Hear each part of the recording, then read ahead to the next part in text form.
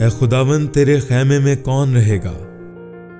تیرے کوہ مقدس پر کون سکونت کرے گا؟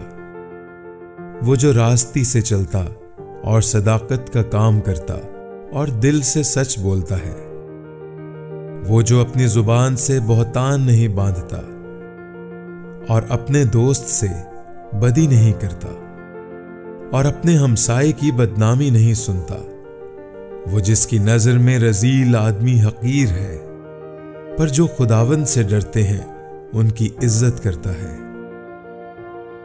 وہ جو قسم کھا کر بدلتا نہیں خواہ نقصان ہی اٹھائے، وہ جو اپنا روپیہ سود پر نہیں دیتا اور بے گناہ کے خلاف رشوت نہیں لیتا، ایسے کام کرنے والا کبھی جنبش نہ کھائے گا۔ آمین۔